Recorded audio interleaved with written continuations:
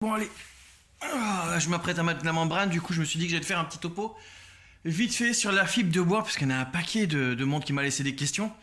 Du coup on va aborder ça simple, enfin simple.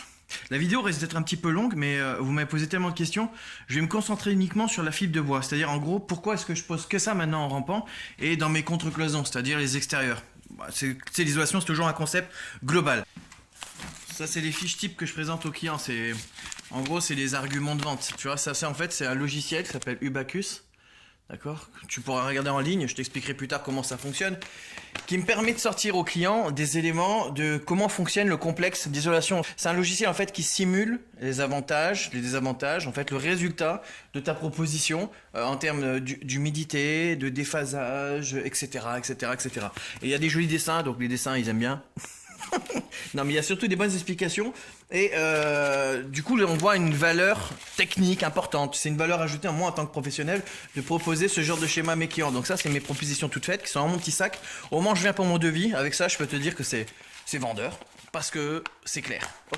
Alors moi, je vais t'aborder ça, mais pas comme tu vas voir ça sur le net. Sur le net, on te parle toujours des histoires du R. Mon client, il s'en fiche la moitié du temps. Le seul moment où il m'en parle, c'est par rapport aux aides d'État.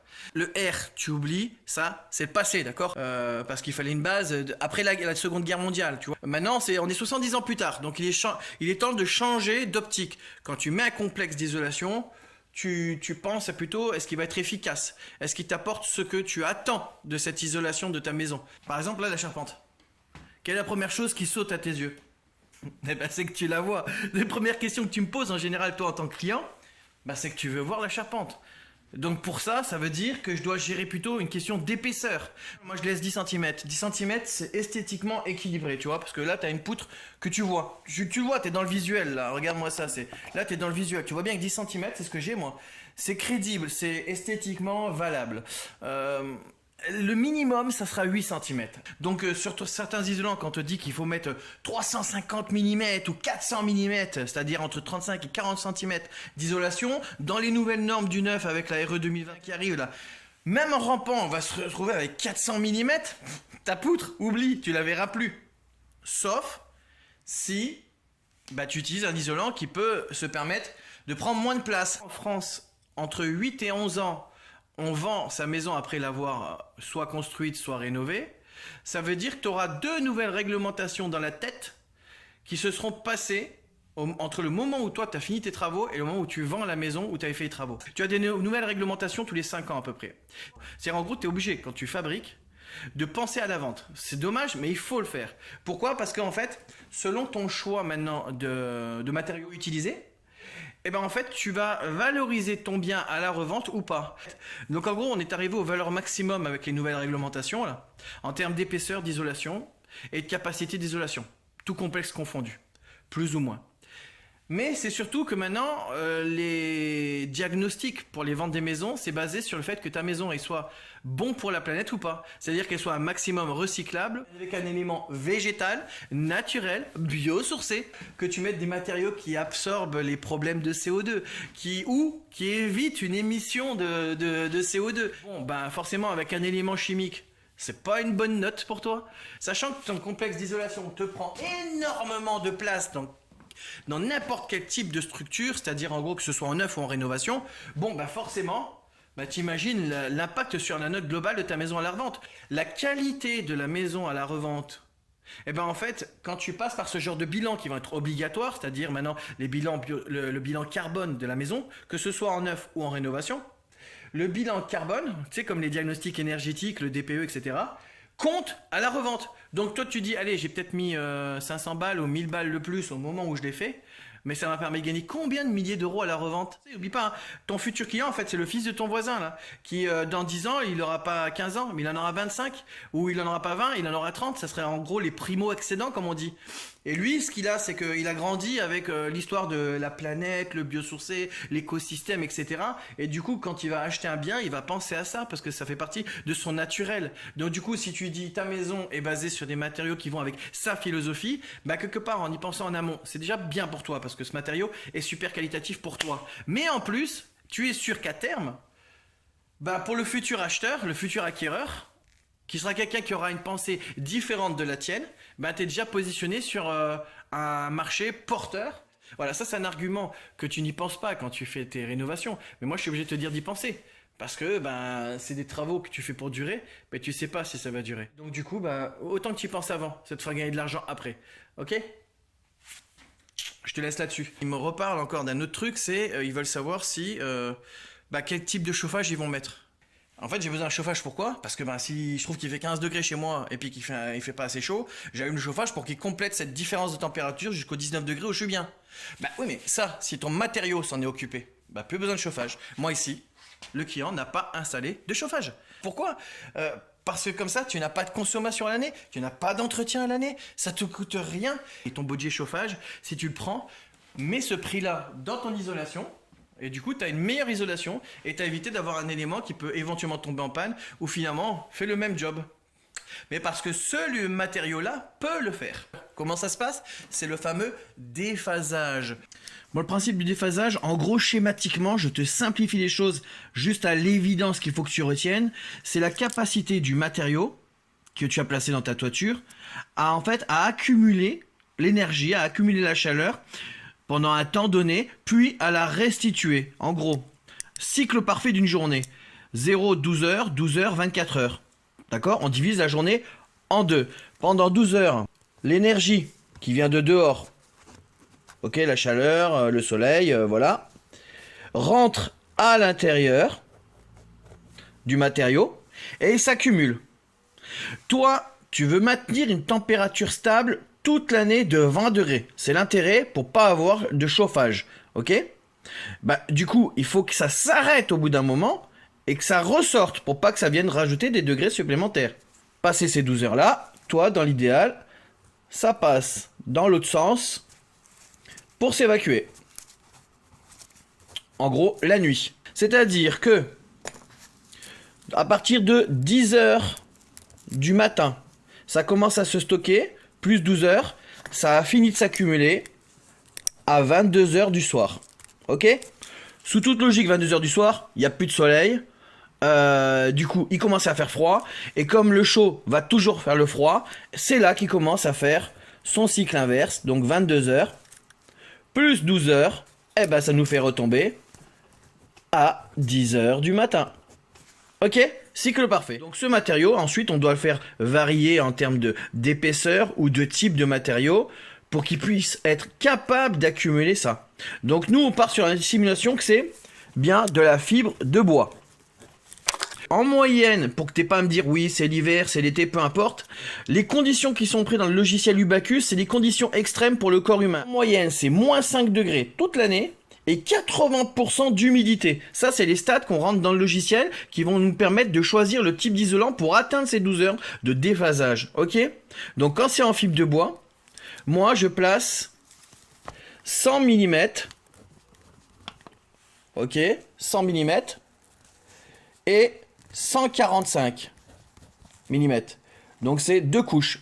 Et là, j'atteins un déphasage de 11,7 heures. En gros, je suis quasiment à mes 12 heures. Maintenant, tu sais très bien que c'est une simulation. Donc moi, ce que je te conseille, et c'est ce que je fais chez mes clients, c'est que je place plutôt 2 couches de 145 mm. Ok? Et là, j'atteins un déphasage, non pas de 12 heures, mais de 13,7 heures. En gros, je prends 2 heures de marge supplémentaire sur le déphasage pour offrir une variante. Tu sais que ta température, pour être stable, elle peut pas rester à 20 degrés. Elle va osciller entre 18 degrés et 22 degrés toute l'année en gros, d'accord? Donc elle va osciller dans cette variante-là parce qu'il y a des apports qui dépendent de toi, ton mobilier, ton plancher, le fait que tu ouvres la fenêtre, etc. Il y a des variances. Mais pour être sûr de toujours rester dans cette zone de confort de 20 degrés, eh ben on s'offre 2 heures de marge avec le déphasage du matériau pour que non seulement l'énergie accumulée dans la journée sorte, mais qu'elle t'en restitue aussi un tout petit peu pour t'offrir cette petite marge. D'accord? Tu as ta marge de sécurité. Dans les conditions extrêmes de moins 5 degrés et de 80% d'humidité, toute l'année, ton matériau en fibre de bois en 145 plus 145 va te permettre de rester à peu près entre 18 degrés et 22 degrés avec 50% d'humidité. Pareil, l'humidité, on va varier à peu près entre 60% et 40%. Voilà, pour la petite anecdote. Ce qui n'a rien à voir avec le déphasage, ça. Ce qui a à voir avec juste la capacité du matériau à pouvoir filtrer l'humidité. Parce que dehors, il pleut aussi en plus de faire chaud ou froid, d'accord? Donc ça aussi, tu dois être capable de le gérer. C'est pas tous les isolants qui le font correctement. Donc nous, on part sur la fibre de bois et elle va t'offrir ça toute l'année. 20 degrés et 50% d'humidité de façon stable. Donc, pas de chauffage forcément nécessaire, ok? Dans les combes, c'est toujours une grosse partie, tu vois, quand même, j'ai 230 mètres carrés là, couvert. Bon, donc c'est une isolation et un complexe global, donc fais pas des demi-mesures, tu fais soit tout, soit si tu fais à moitié, tu seras obligé de compléter.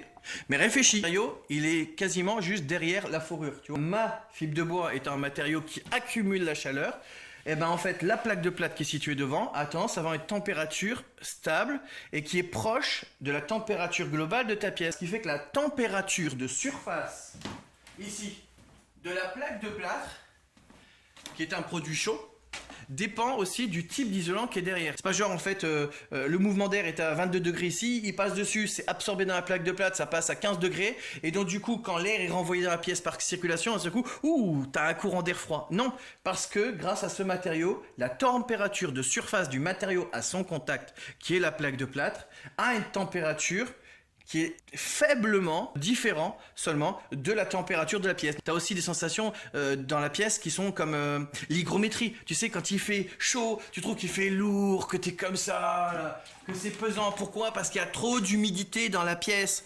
Bon, bah pareil, cette sensation avec la fibre de bois, comme c'est un être vivant, en gros, il a toujours la même qualité, même dans cette forme-là, et ben c'est lui qui va gérer ces excédents d'hygrométrie dans la pièce. Et après, pareillement, tu as besoin pour que ta gorge, ça aille bien, tu sais, pour pas que tu aies cette sensation comme ça, là, de parler comme ça, parce que tu as un assèchement de l'humidité dans la pièce parce qu'il n'y en a pas assez. Et là, lui, naturellement, il va rejeter l'humidité qui a besoin pour compenser ce manque à gagner qu'il y aurait dans cette ambiance. Bon, puisqu'on a démarré les questions techniques, on repart sur une question technique. Certains ont remarqué pendant que j'avais fait la pause d'isolation, quand j'étais en rampant, etc. dessous, dans les autres vidéos, vous avez remarqué qu'il n'y a pas de pare-pluie qui a été posé dessous. Pourquoi?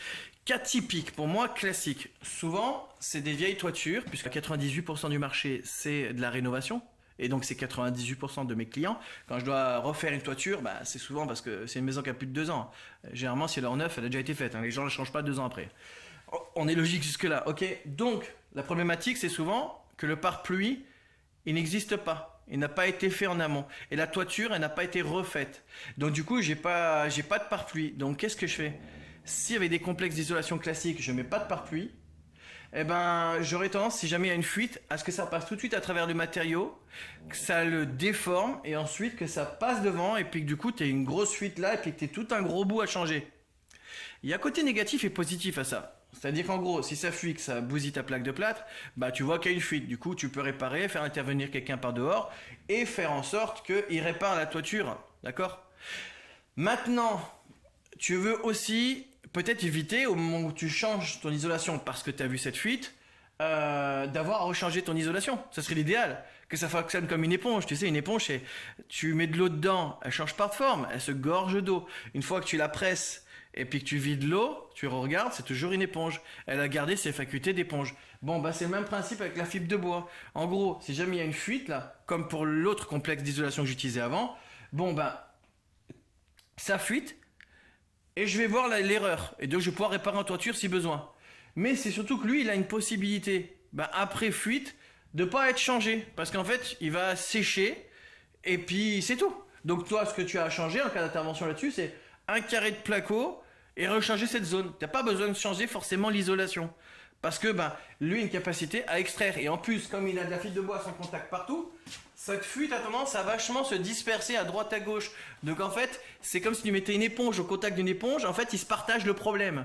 Donc vraiment, et sans changer de forme, parce que la densité de la fibre de bois, elle est comme ça. C'est un complexe qui est très dense, ok, qui est très épais, qui a beaucoup de fibres, donc qui a tendance à bien fonctionner. Alors que dans d'autres complexes, ça a tendance à absorber l'eau, se déformer et après séchage à rester en place. T'as bien vu pourquoi est-ce qu'on fait des isolations de combles en ce moment? On est en train de changer tout, les vieilles isolations, tout décrépit, tout écrasé, et parce qu'ils se sont déformés à force d'humidité ou de fuite, et on les rechange par une nouvelle. Bon, ben avec ça, T'as pas ce problème-là. Alors moi, la recommandation fabricant que j'ai eue, c'est qu'il vaut mieux éviter de mettre le pare-pluie. Pourquoi? Parce que si jamais il y a fuite sur le pare-pluie, en le posant par l'intérieur, le pare-pluie, ça va toujours être difficile. Du coup, il va venir toujours plus ou moins épouser les formes de la structure, mais si jamais il devait avoir une fuite, à faire glisser l'eau et aller soit sur la panne du bas, là, la sablière, et à déformer ta structure, donc ça serait une attaque à ta structure. Et sinon, imagine que ça coule par en haut. Et que ça vient dessus, le pare-pluie, qui lui épouse la forme de la poutre par l'intérieur, et ben l'eau va venir s'accumuler le long de la poutre avant de descendre et de descendre et de descendre. Parce que la poutre, elle est aussi en bois. Elle a la même capacité que lui. Donc elle va l'absorber, cet excédent.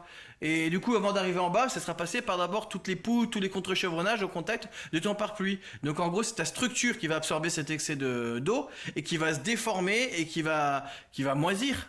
Donc il vaut mieux que ça s'accumule là-dedans et que tu vois le problème, plutôt que ça aille le plus loin possible et que ça abîme la structure au contact du pare-pluie. Et si le problème est jamais que minime, parce que imaginons, moi ici par exemple, c'est de la vieille tuile avec des vieilles anses, donc dès qu'il y a eu un courant d'air vachement important, il y aurait tendance à avoir une toute petite infiltration d'eau.